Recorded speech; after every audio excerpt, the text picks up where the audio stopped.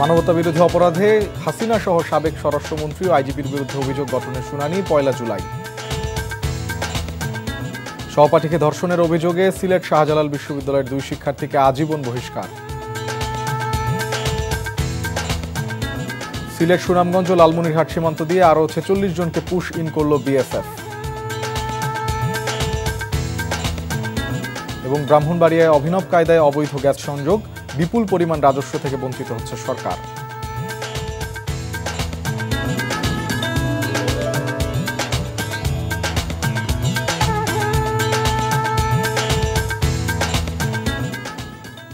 আসসালামু আলাইকুম, মোর্শেদ শোভন স্বাগত জানাচ্ছি এনটিভির দেশের খবরে। ক্রাউন সিমেন্ট শিরোনাম দেখছিলেন, এবারে নিয়ে যাচ্ছি পুরো খবরে। জুলাই আগস্ট হত্যার ঘটনায় মানবতাবিরোধী অপরাধের অভিযোগের মামলায় সাবেক প্রধানমন্ত্রী, স্বরাষ্ট্রমন্ত্রী ও আইজিপির বিরুদ্ধে অভিযোগ গঠনের দিন আগামী ১ জুলাই নির্ধারণ করেছে ট্রাইব্যুনাল। এই দিন তাদের বিরুদ্ধে অভিযোগ গঠনের শুনানি হবে। এছাড়া ৫ আগস্ট আশুলিয়ায় ৬ জনকে হত্যার পর পুড়িয়ে দেওয়ার মামলায় আনুষ্ঠানিক অভিযোগ দাখিলের জন্য ২ জুলাই পর্যন্ত সময় দেওয়া হয়েছে। ৫ আগস্ট মানিক মিয়া এভিনিউ অভিমুখে বিজয় মিছিল সহ জুলাই স্মৃতি উদযাপনে ৩৬ দিন ব্যাপী অনুষ্ঠানমালা সাজিয়েছে সরকার। ১ জুলাই সকল ধর্মীয় উপাসনালয়ে শহীদদের স্মরণে দোয়া ও প্রার্থনার আয়োজন করা হয়েছে। ওই দিন জুলাই হত্যাযজ্ঞে খুনিদের বিচারের দাবিতে গণস্বাক্ষর কর্মসূচির উদ্বোধন করা হবে, চলবে ১ আগস্ট পর্যন্ত। ১৬ জুলাই রংপুরে বেগম রোকেয়া বিশ্ববিদ্যালয়ে শহীদ আবু সাইদ স্মরণে অনুষ্ঠানে থাকছে জুলাইয়ের গান এবং ড্রোন শো প্রদর্শনী। পরদিন থাকছে সারা দেশে ১ মিনিটের প্রতীকী ইন্টারনেট ব্ল্যাকআউট এবং ঢাকার বিভিন্ন বেসরকারি বিশ্ববিদ্যালয়ে জুলাই স্মৃতি কর্মসূচি। ১৯ জুলাই শহীদদের স্মরণে সমাবেশ হবে নরসিংদী ও সাভারে। ২০ জুলাই মিরপুর ১০ নম্বর ও বসিলায় সমাবেশ। ২৬ জুলাই সোহরাওয়ার্দী উদ্যানে বিভিন্ন ছাত্র সংগঠনের জমায়েত। এছাড়া ওই দিন জুলাইয়ে প্রকাশিত বই নিয়ে বাংলা একাডেমিতে হবে বইমেলা। ৩রা আগস্ট শাহবাগ থেকে শহীদ মিনার পর্যন্ত শোভাযাত্রার আয়োজন করা হয়েছে। সহপাঠীকে ধর্ষণের অভিযোগে শাহজালাল বিজ্ঞান ও প্রযুক্তি বিশ্ববিদ্যালয়ের ২ শিক্ষার্থীকে আজীবন বহিষ্কার করেছে বিশ্ববিদ্যালয় সিন্ডিকেট। উপাচার্য অধ্যাপক ডক্টর মোহাম্মদ সাজিদুল করিম জানান, বেলা ১১টায় বিশ্ববিদ্যালয়ের জরুরি সিন্ডিকেট সভায় এ সিদ্ধান্ত নেওয়া হয়। তিনি জানান, যৌন নির্যাতনের ঘটনায় গঠিত তদন্ত কমিটির প্রতিবেদন শৃঙ্খলা কমিটিতে অনুমোদিত হয়। এরপর তাদের সুপারিশ অনুযায়ী সিন্ডিকেট সমাজবিজ্ঞান বিভাগের ৩য় বর্ষের শিক্ষার্থী শান্ততারা আদনান ও স্বাগত দাস পার্থকে বহিষ্কারের সিদ্ধান্ত নেওয়া হয়। গত ১৯ মে শিক্ষার্থীকে সহপাঠীকে অচেতন করে ধর্ষণ এবং তা ভিডিও করে ব্ল্যাকমেইলের অভিযোগ ওঠে শান্ত ও স্বাগতর বিরুদ্ধে। ওই রাতেই পুলিশ তাদের আটক করে। সিলেট সুনামগঞ্জ ও লালমনিরহাট সীমান্ত দিয়ে ৪৬ জনকে পুশ ইন করেছে ভারতীয় সীমান্তরক্ষী বাহিনী বিএসএফ। বিজিবি জানায়, ভোরে সিলেটের জৈন্তাপুর সীমান্ত দিয়ে ১৯ জন নারী, পুরুষ ও শিশুকে পুশ ইন করে বিএসএফ। পরে মিনাটিলা বিওপির টহল দল তাদের আটক করে। একই সময়ে সুনামগঞ্জের নোয়াকোট সীমান্ত দিয়ে ৩ পরিবারের ২০ জনকে পুশ ইন করলে বাগানবাড়ি এলাকা থেকে তাদের আটক করে বিজিবি। আটককৃতদের মধ্যে ১২ জন পুরুষ, ১৪ জন মহিলা ও ১৩ শিশু রয়েছে। এদিকে লালমনিরহাটের পাটগ্রাম উপজেলার হোসেনাবাদ সীমান্ত দিয়ে শিশু, কিশোরী সহ ৭ জনকে পুশ ইন করেছে বিএসএফ। পরে তাদের উদ্ধার করে পাটগ্রাম থানায় হস্তান্তর করেছে বিজিবি। শরীয়তপুর সদর হাসপাতালে রোগীর কাছ থেকে টাকা দাবি এবং হাসপাতালের চাল সরবরাহ সহ নানা অনিয়মের সত্যতা পেয়েছে দুদক। সকালে দুদকের মাদারীপুর সমন্বিত জেলা কার্যালয়ে সহকারী পরিচালক আখতারুজ্জামানের নেতৃত্বে এ অভিযান পরিচালিত হয়। পরে কর্মকর্তারা জানান, হাসপাতালের সার্জারি বিভাগের চিকিৎসক ডাক্তার আব্দুল কাইয়ুম চিকিৎসার জন্য এক রোগীর কাছ থেকে টাকা দাবি করেন। এক রোগীর কাছ থেকে ১৩০০ টাকা নেয়ার ঘটনাও প্রমাণিত হয়েছে। এছাড়া হাসপাতালের রান্নাঘরে রোগীদের জন্য বরাদ্দ মিনিকেট চালের পরিবর্তে কম মূল্যের মোটা চাল সরবরাহের সত্যতা পেয়েছে দুদক। এসব অনিয়ম ও দুর্নীতির বিরুদ্ধে তদন্ত চলছে। তদন্ত শেষে প্রয়োজনীয় ব্যবস্থা নেওয়া হবে। এদিকে মেহেরপুরের গাংনী মহিলা ডিগ্রি কলেজের অধ্যক্ষ খোরশেদ আলীর বিরুদ্ধে ভুয়া শিক্ষাগত সনদ ও বয়স জালিয়াতি করে জমা দিয়ে পদে বহাল থাকার অভিযোগ সহ অর্থ আত্মসাতের অভিযোগে অভিযান চালিয়েছে দুদক। মামলা থেকে নাম প্রত্যাহার এবং দোষী পুলিশ সদস্যদের বরখাস্তের দাবি জানিয়েছেন সদ্য কারামুক্ত রংপুর বেগম রোকেয়া বিশ্ববিদ্যালয়ের গণযোগাযোগ ও সাংবাদিকতা বিভাগের শিক্ষক মাহমুদুল হক।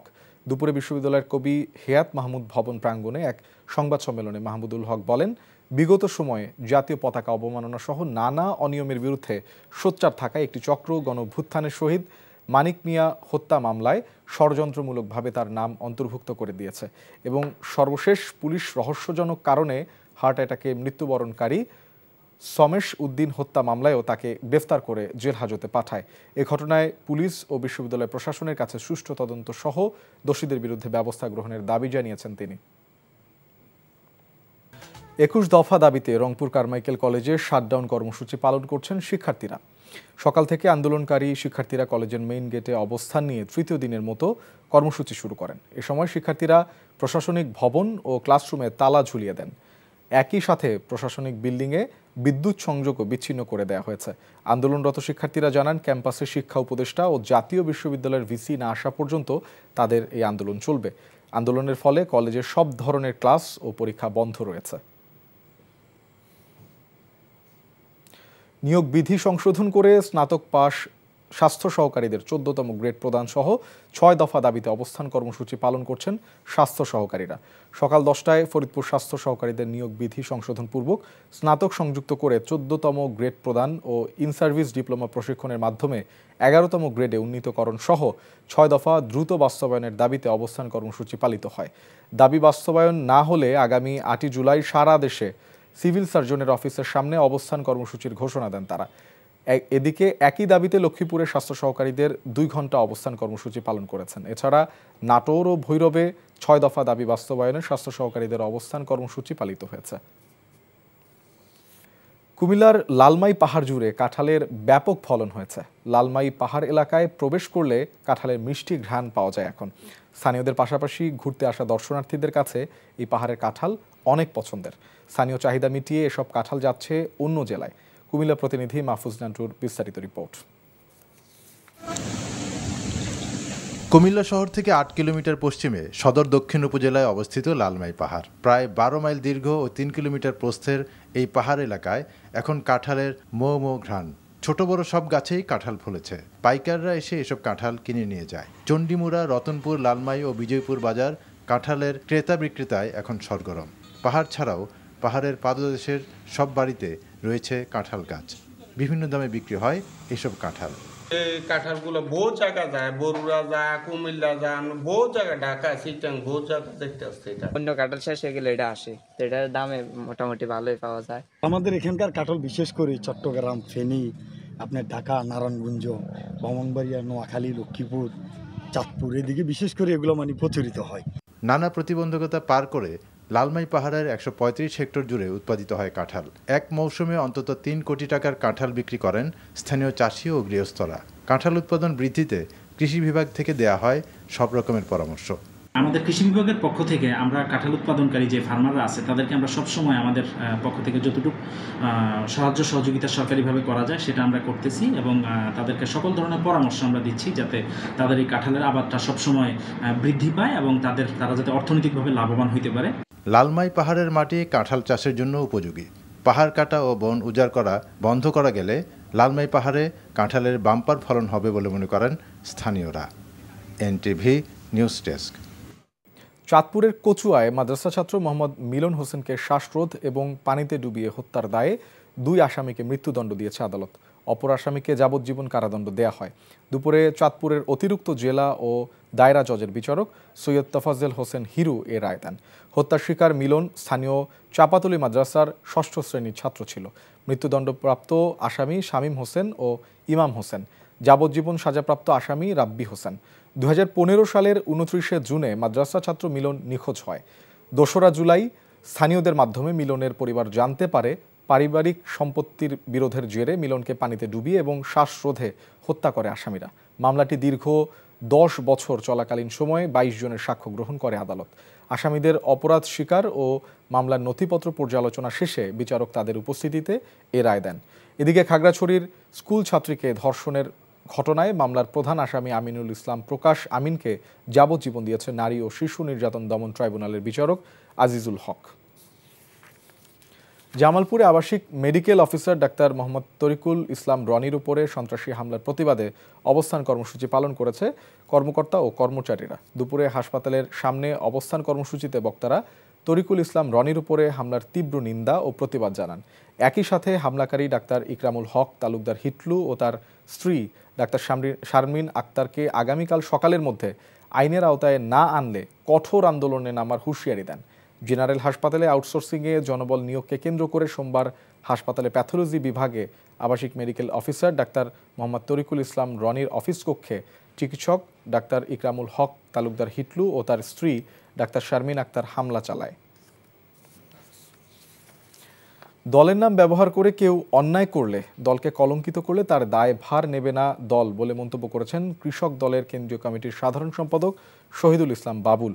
দুপুরে ফরিদপুরের ভাঙ্গা উপজেলায় বিএনপির কর্মী সম্মেলনে প্রধান অতিথির বক্তব্যে তিনি এসব কথা বলেন। এ সময় দলের আদর্শ ও সততাকে ধারণ করতে হবে উল্লেখ করে তিনি বলেন, কোনো ধরনের অন্যায়ের সাথে আপোষ করবেন না। সম্মেলনে জেলা বিএনপির আহ্বায়ক সৈয়দ মোদারেস আলী ঈসা, সদস্য সচিব AKM কিবরিয়া স্বপন, যুগ্ম আহ্বায়ক সৈয়দ জুলফিকার হোসেন জুয়েল, যুগ্ম আহ্বায়ক আফজাল হোসেন খান পলাশ সহ অনেকে বক্তব্য রাখেন। খবর শেষ করছি, যাবার আগে ক্রাউন সিমেন্ট শিরোনামগুলো আরেকবার।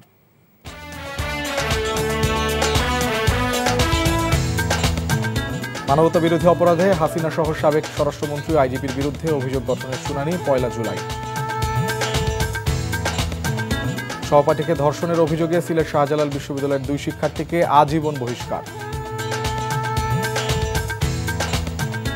সিলেট সুনামগঞ্জ ও লালমনিরহাট সীমান্ত দিয়ে আরও 46 জনকে পুশ ইন করল বিএসএফ।